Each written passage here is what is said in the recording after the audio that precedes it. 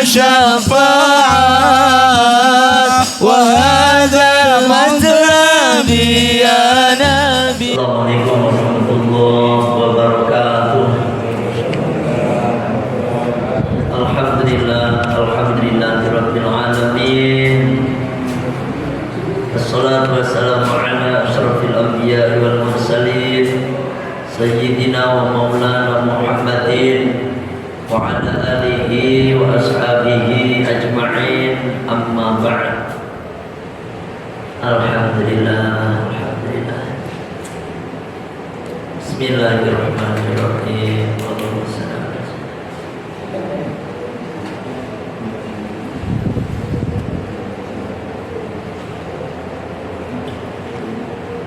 Alhamdulillah. Bismillahirrahmanirrahim. Kemarin membahas tentang nazar ya, sama Ustaz Farul Razi kemarin bahas tentang nazar. Bahas tentang apa?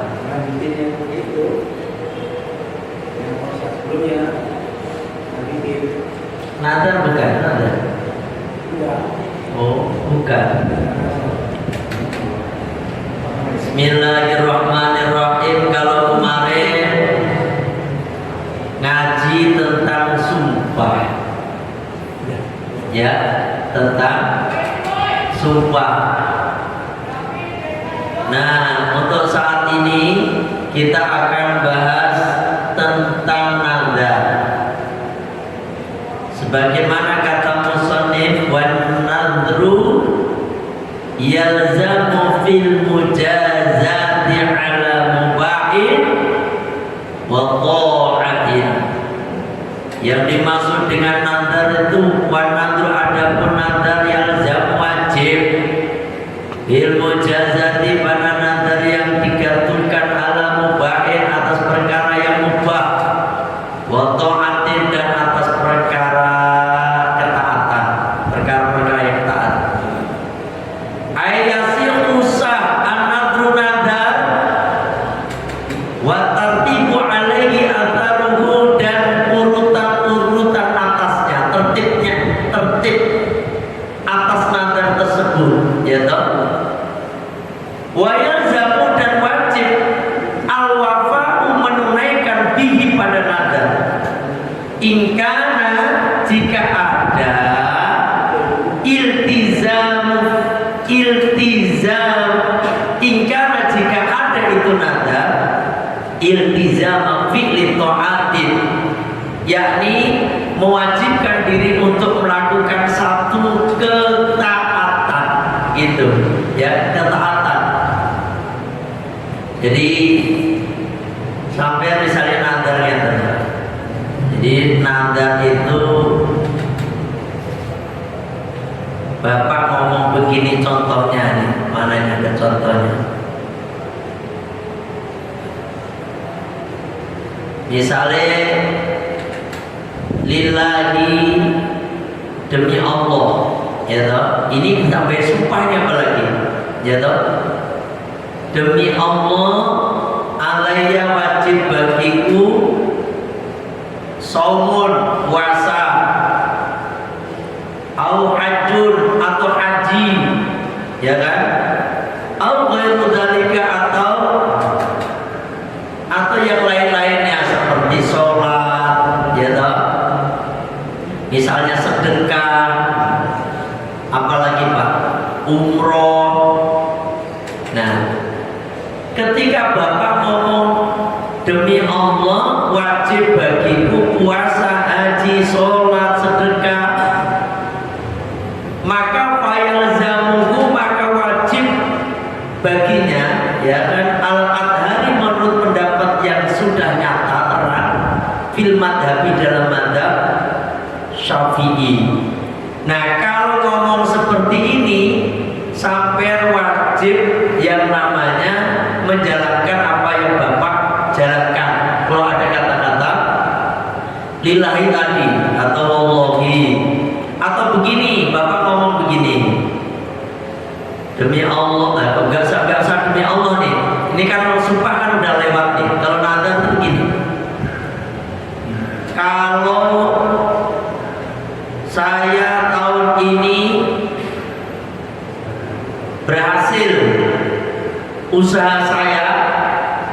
maka saya akan puasa Senin, Kamis berturut-turut selama 7 hari, 7 kali.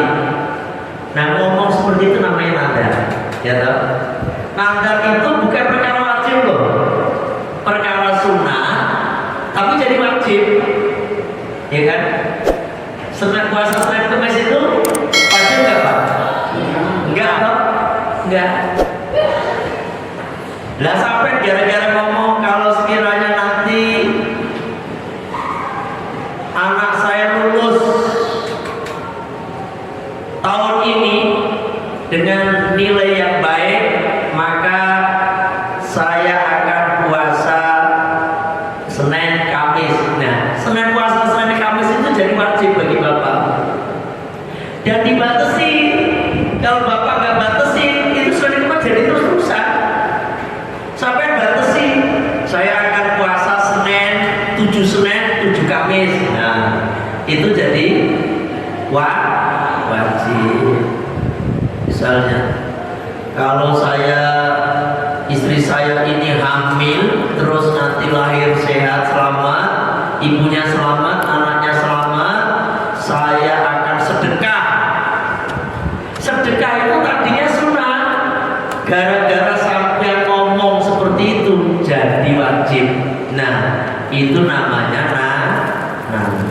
paham ya Pak ya? Nadar. Dan nadar ini termasuk salah satu bentuk ciri orang yang pelit sebenarnya. Pelit sebenarnya. Kenapa? Jadi kalau ini baru sedekah gitu loh. Kalau ini baru puasa, berarti kalau nggak ini berarti dia nggak puasa, nggak sedekah. Kan pelit tuh mau kayak gitu, ya kan? Nah, dan lain sebagainya. Ini ada. Terus ada tambahan lagi. Bapak menyatakan saya akan sholat sunnah misalnya, sholat sunnah. Itu ditentukan sholatnya apa. Kalau sholat sunnah itu banyak. Sholat sunnah, tahajud sunnah, duha sunnah, nadar, hajat sunnah, dan sebagainya. Nah ini sampai wajib jalankan karena udah ngomong, ya. Nah ini di luar tema ini yang saya sampaikan, ini pelajaran di luar tema ini ya Pak. Jadi kemarin itu saya kan seminggu pulang ke Jawa. Ini ilmu tapi di luar kitab. Tapi ini nyata. Habis ziarah hari Minggu kemarin, ziarah kan tanggal 19, 20-nya saya pulang ke Jawa. Ketika saya pulang ke Jawa itu kan memang saya senang ziarah, mana-mana ziarah. Di sana ziarah ke Joko Tingkir. Tapi kenal Joko Tingkir? Kenal sampean itu Joko Tingkir mau beda. Wah, Joko Tingkir mau beda. Joko Tingkir itu salah satu dari santrinya atau muridnya Sunan Kalijaga, ya, itu Joko Tingkir. Makamnya di Lamongan, tepatnya di Kecamatan Maduran sana. Dan ya, setiap ini saya juga ngajak sampai itu setiap kemana ingat-ingat selalu mendekat kepada orang-orang yang wali-walinya itu. Artinya sampean biar gak keras Pak. Baik wali yang sudah wafat ataupun wali yang masih hidup. Nah, wali yang masih hidup itu ya ulama-ulama Allah itu. Ulama-ulama Allah ya biasanya yang mandegani pesantren, pimpinan pesantren, kayak Tebu Ira, ya, Sido Kiri, Langitan, ya, pesantren-pesantren besar itu kan ulama-ulama sepuh, itu wali-wali Allah. Apalagi kayak Lirboyo, muridnya hampir 40 ribuan orang. Itu kalau nggak kuat, nggak mungkin kalau bukan seorang ulama besar nggak kuat segitu banyaknya doain segitu banyak santrinya. Nah kebiasaan saya itu Pak, setiap pemanangnya pasti saya ziarah ke wali yang sudah wafat dan wali yang masih hidup. Nah yang sudah wafat ke Joko Tingkir atau Ki Ageng Agung Boyo namanya.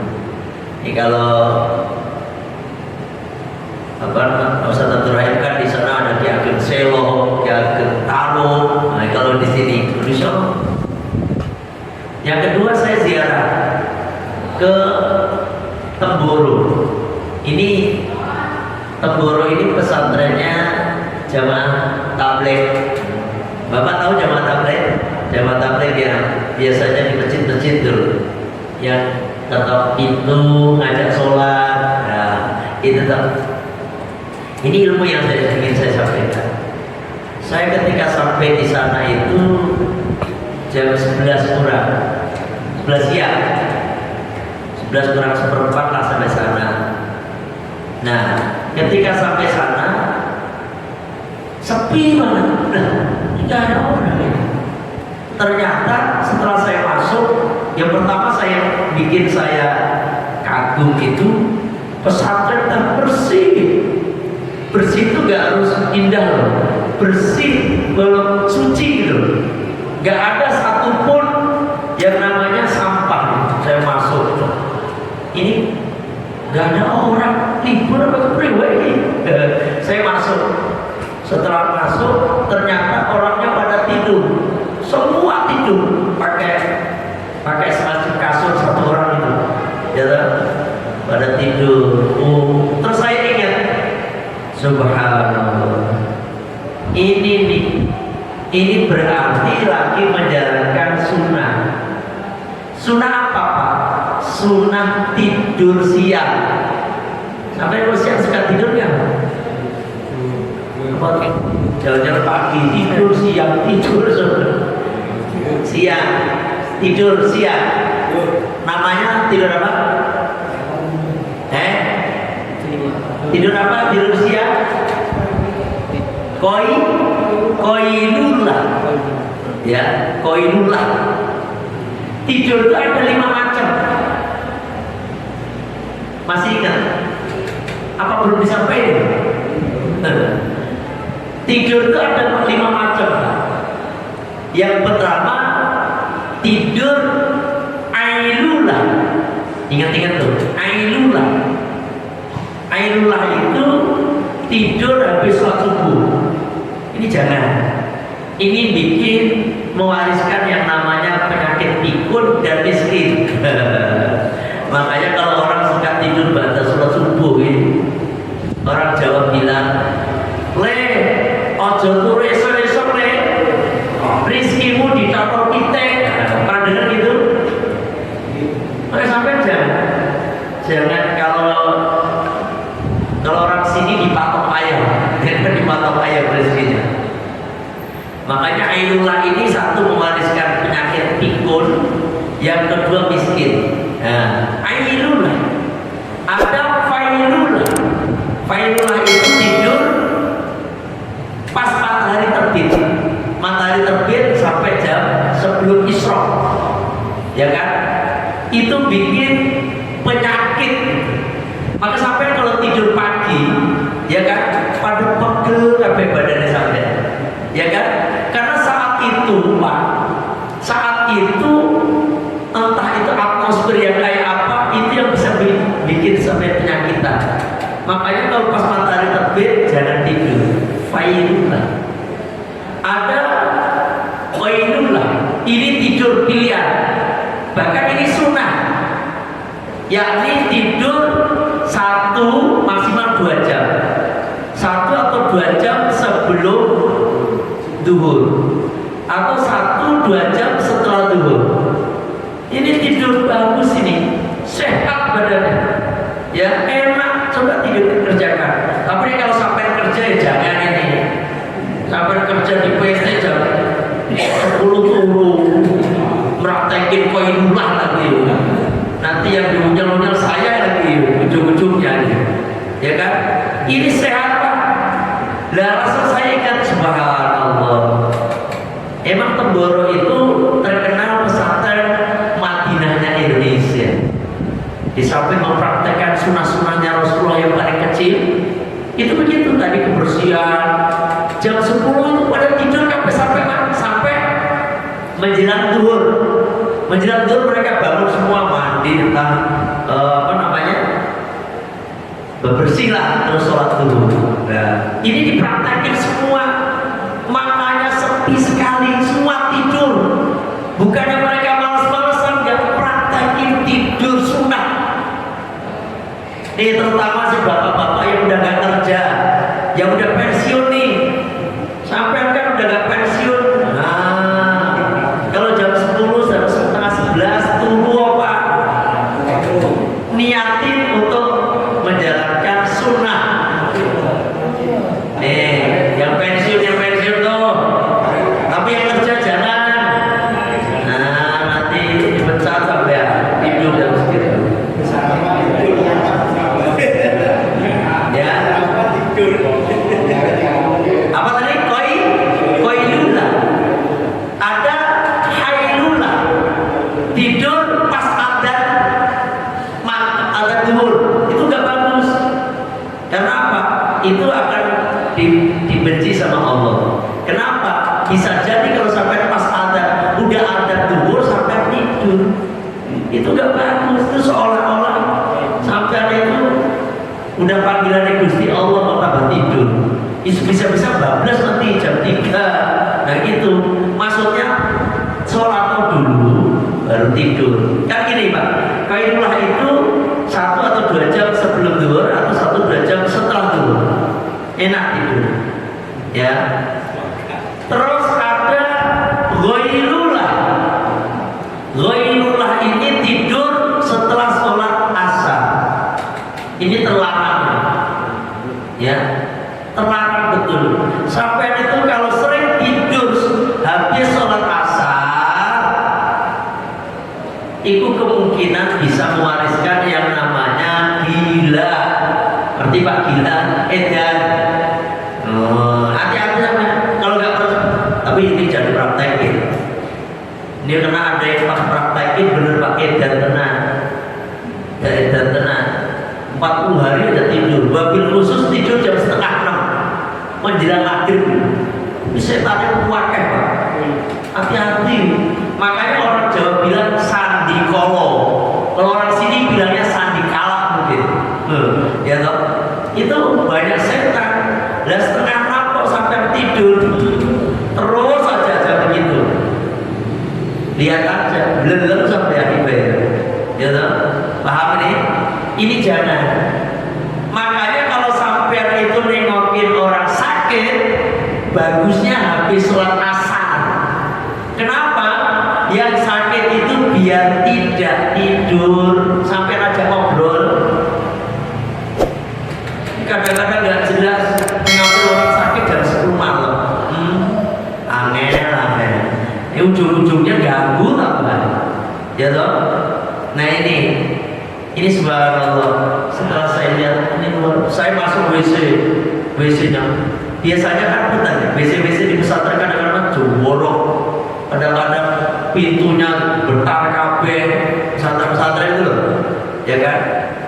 Ini saya lihat, bersih banget, dan saya lihat ketika mau berdua, duhur mereka bangun semuanya. Ini dipraktek dan survei membuktikan. Setiap itu tuh mereka bangun, nih apa yang dicari? Nih siwak Pak. Langsung pada siwakan. Bangun tidur siwakan kan itu memang sunnah. Ya toh? Perkara kecil kelihatannya, tapi ini kalau sampai lakukan, subhanallah, fadilahnya gede. Semua sunnah Nabi itu pasti manfaat buat sampean. Apapun itu.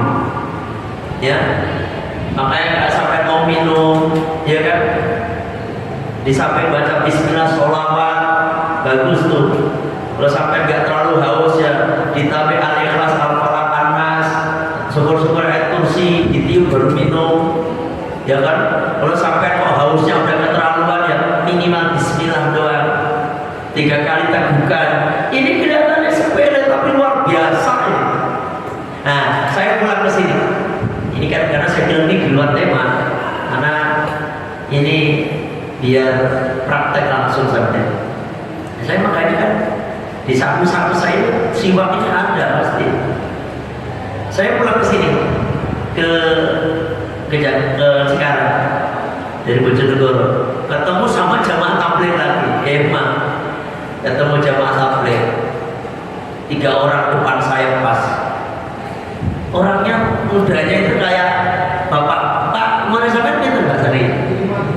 53, kayak bapaknya, kayak bapak. Pas saya lupa lagi nih, Palatin nih, kayak gini, duduk ngobrol. Lah, saya kagetnya itu samping-sampingnya ini, dia wajahnya sama-sama, tapi manggil si bapak ini, nggak saya foto sih, kalau saya foto biar sampean itu biar yakin gitu. Kayak Pak Abdul Pak Latif itu masih muda begitu kelihatannya. Tapi teman-temannya ini jamaah tabligh kan pada nama Mbah, aku nih gurih di Mbah saya ke belakang mau ini. Saya heran, ini kok dipanggil Mbah ini. Padahal kayak umurnya sama panggil Mbah. Terus saya nanya, Pak, ini sampai dipanggil Mbah yang apa Pak? Ya aku tua gitu, saya udah tua. Langsung dinyeletuk sampingnya. Umurnya udah 81 Pak. 81 tahun. Kayak Pak Latif gini wajahnya. Belum ada kerut-kerutan. Terus ada giginya masih utuh tuh. Masih utuh. Sehat, kalau dia kan berdiri tuh. Kalau 81 tahun, mana-mana yang umurnya 81 mana-mana. Di sini. Orang tahu ini yang paling tua siapa? Ini yang paling tua ini. 81 tahun. Itu rata-rata orang tuh kalau udah jalan eglek begini, gemeteran. Ini mah enggak jalan. Punten Pak, bukannya saya istilahnya memuji-muji mereka, memang kenyataan. Dia jalan mah enggak ada bongkok-bongkoknya sama sekali, enggak jalan. Tapi dia benar-benar 81 tahun. Habis itu terus saya pengen tahu dong, sampai itu punya rasanya apa Pak? Masih kelihatannya umur 50-an tahun, kok udah 81 tahun? Apa katanya? Nih praktekin yang udah tua-tua aja. Yang udah tua-tua, praktekin. Apa nih?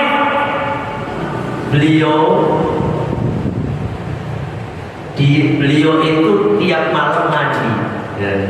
Jam 1 mandi, terus atau maksimal jam 2 kata beliau.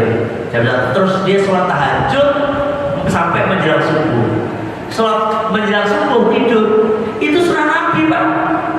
Tapi turunnya di masjid, aja di rumah sampean. Lah kalau tidur di rumah ya bablas kok. Karena apa? Sunnah ini Pak. Ini sering dilakukan Kanjeng Nabi.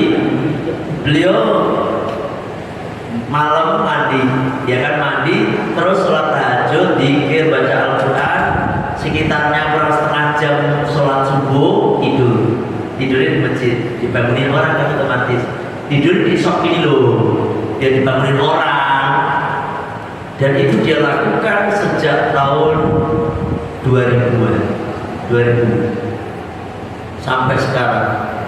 Masya Allah, kesaksian sama Pak yang sampingnya ini kan biasanya mereka kan kemana-mana ya.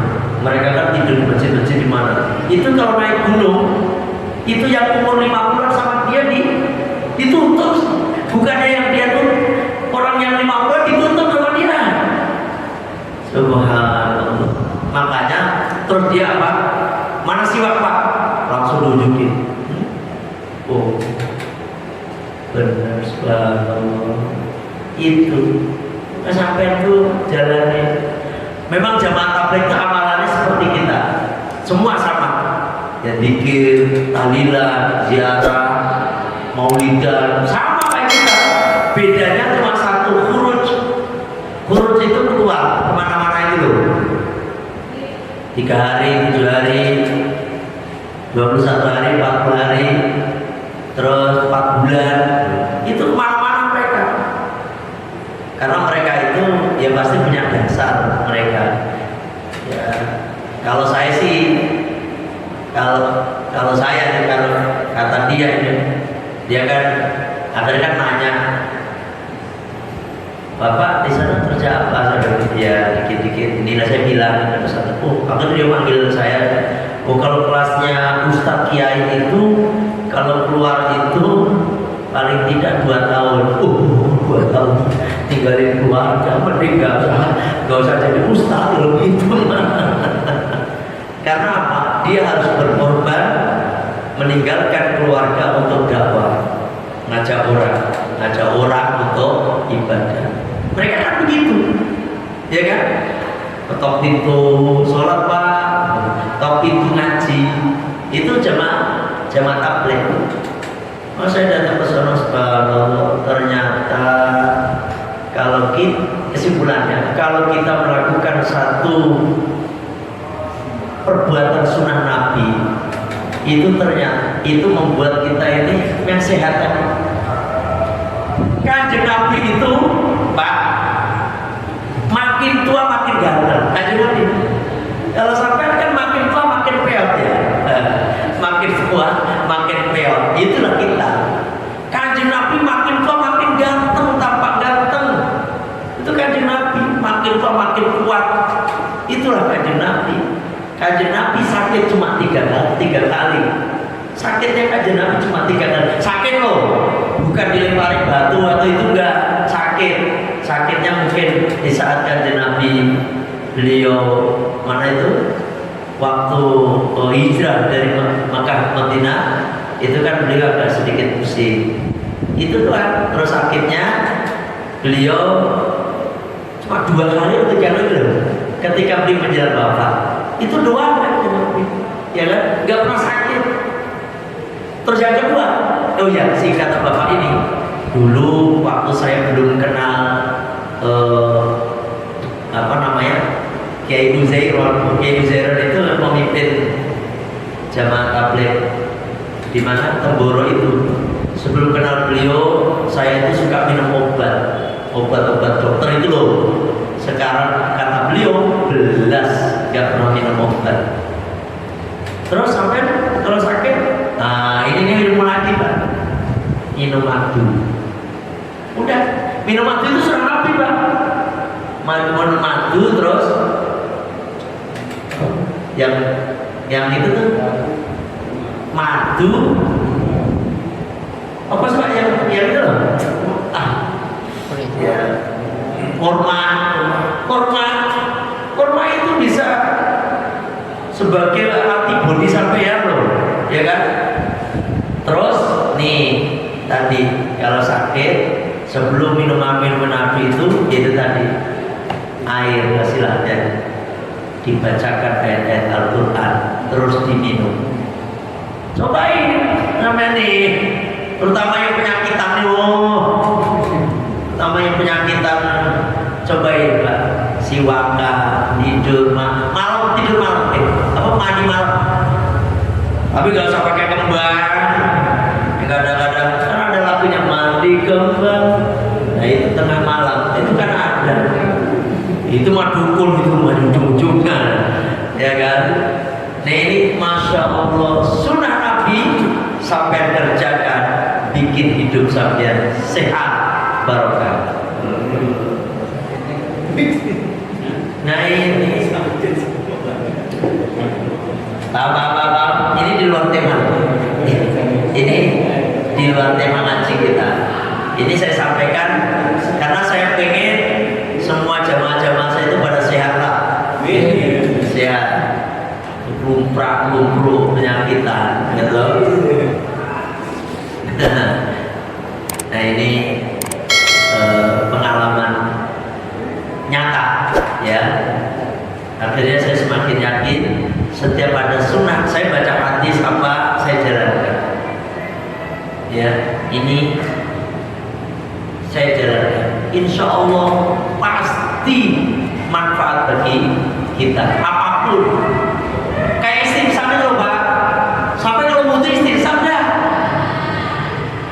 yang ngancam yang istighfar satu karena doang, yang lain kemana? Istighfar apa istighfar?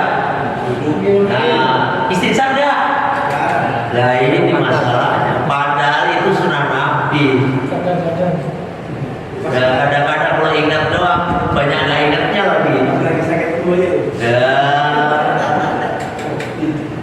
Padahal nih istighfar lewati di sini. Sampai kan kalau nih, ini kan ada tulang nih, ada kayak ada gundukan di sini nih. Usahakan itu Pak.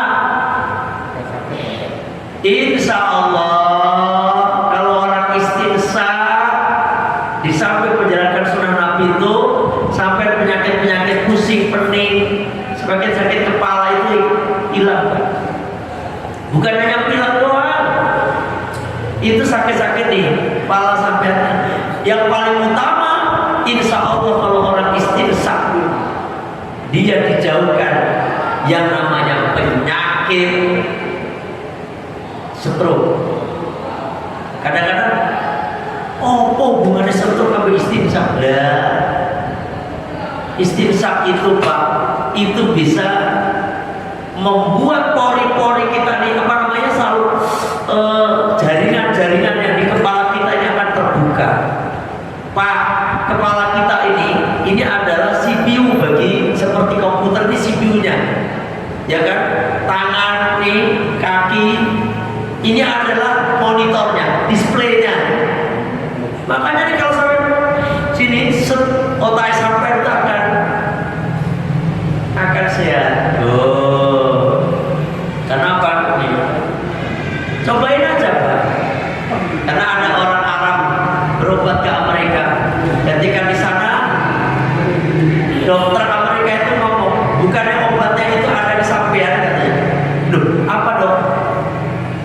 Ketika dia lagi stroke itu Pak, pasti sampai juga membiasakan nih istighfar, nyedot air itu insya Allah Pak. Orang stroke itu betul ya, karena otak ini sampai ini udah gak nyambung, otaknya pengen gerakin ini tapi udah gak nyambung. Karena apa? Ada yang putus di sini, bukan putus, sudah tersumbat sama darah, tersumbat sama lendir dan lain sebagainya nih.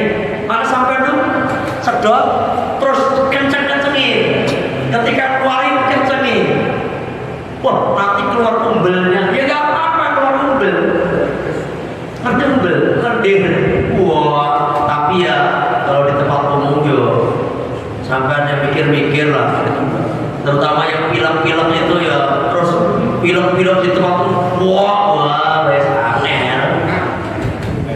Sampai kalau udah film-film itu anunya apa, sisinya ya di kamar mandi, nah gitu loh. Jangan di tempat mandi pas lagi film umbele gila nih. Ya kan, paham? Nah, sedot langsung keluarkan sekecil-kecilnya. Otak sampai itu dia ini sunnah Nabi tuh. Dan kadang-kadang kalau ingat masalahnya banyak nggak ingatnya, akhirnya nggak dijalankan. Paham ya? Ya, ini di luar.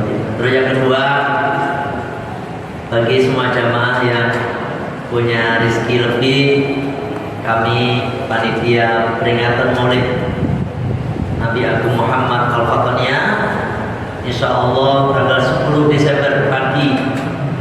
Silakan bagi yang punya rezeki lebih, semoga makin barokah, karena ini hajat kita bersama.